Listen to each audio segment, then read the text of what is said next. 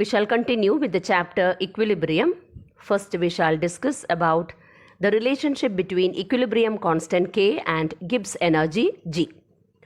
If delta G is negative, we know that the reaction will be spontaneous and it will proceed in the forward direction. If delta G is positive, then the reaction will be non-spontaneous. And if delta G is 0, it means reaction has achieved equilibrium. Now consider the equation delta G is equal to delta G0 plus RT ln Q. At equilibrium, we know that delta G is equal to 0 and Q will be equal to equilibrium constant Kc. The fourth equation becomes delta G0 is equal to minus RT ln K. Now take antilog on both sides.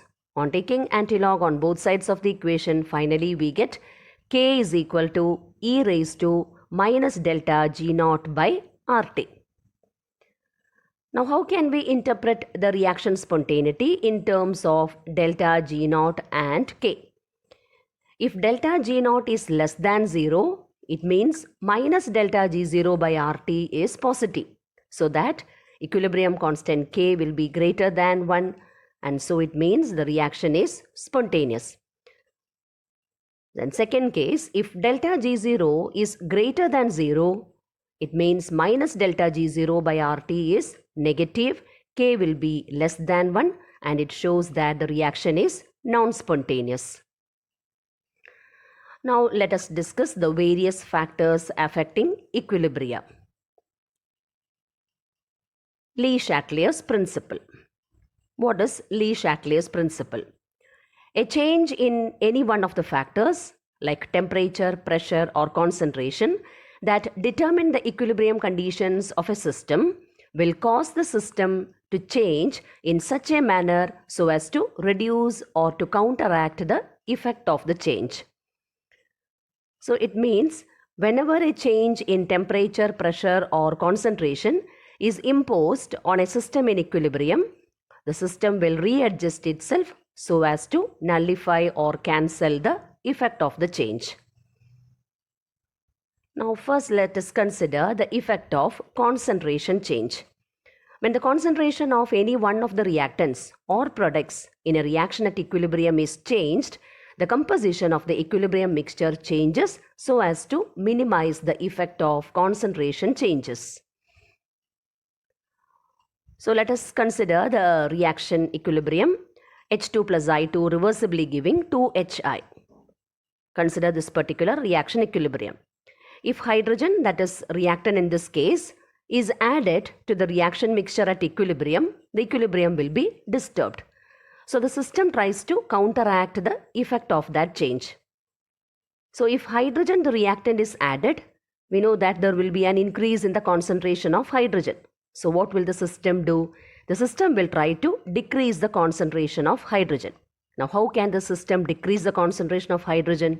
By favoring the forward reaction, by converting hydrogen to hydrogen iodide.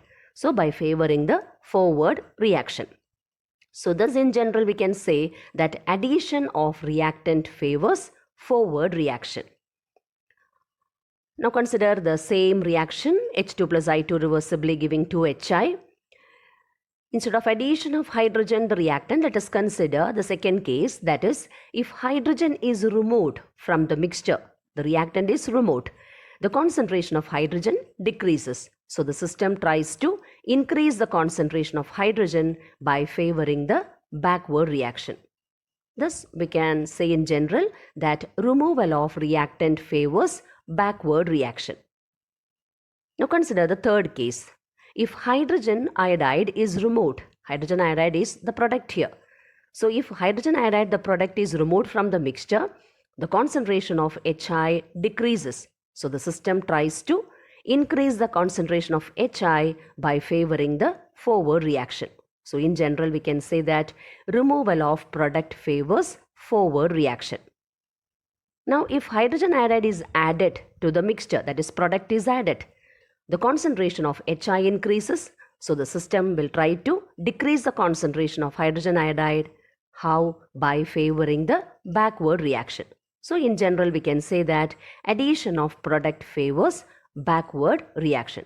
So change in concentration means it can be addition or removal of reactants, similarly addition and removal of products. So these are the 4 cases. Now consider this particular equilibrium. Fe3 plus aqueous plus thiocyanate SEN minus, reversibly giving FeSEN2 plus. Reddish orange color appears on adding drops of potassium thiocyanate solution to ferric nitrate solution. It is due to the formation of FeSCN2 plus. Intensity of red color will become constant at equilibrium. Now to this equilibrium, if oxalic acid is added, it will react with Fe3 plus ions to form the complex FeC2O4 thrice 3 minus. So addition of oxalic acid removes Fe3 plus ions. Since Fe3 plus gets removed, the system will try to increase the concentration of Fe3 plus by favoring the backward reaction. As a result of this, the intensity of red color decreases.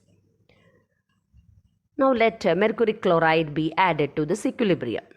Now when mercuric chloride is added, Hg2 plus ions will react with thiocyanate ions and it will form the complex HgSCN 4 times 2 minus. Since SCN minus ions get removed, the system will try to increase the concentration of thiocyanate ions by favoring the backward reaction. Therefore, the intensity of red color decreases. Now consider the third case. When potassium thiocyanate is added, there will be an increase in the concentration of thiocyanate ions. So system tries to decrease the concentration of thiocyanate ions by favoring the forward reaction. So what will happen? The intensity of red color will increase. Next we shall consider the effect of pressure change. It can be either increase of pressure or decrease of pressure. Now consider the reaction equilibrium. Carbon monoxide CO plus 3H2 reversibly giving methane CH4 plus H2O. Total number of moles on the reactant side is equal to 4 and total number of moles on the product side is equal to 2. So if we have to study the effect of pressure change on an equilibrium, first of all, we should note down the total number of moles present on the reactant side and total number of moles present on the product side. Now when pressure is increased, volume decreases or number of moles increases. So when the pressure is increased, what will the system do? The system will try to decrease the pressure or decrease the number of moles by favoring the forward reaction. 4 changes to 2. So in this case, when the pressure is increased, the system will try to decrease the pressure, or in terms of moles, we can say that the system will try to decrease the number of moles. How? By favoring the forward reaction. So in this particular case, increase of pressure favors forward reaction.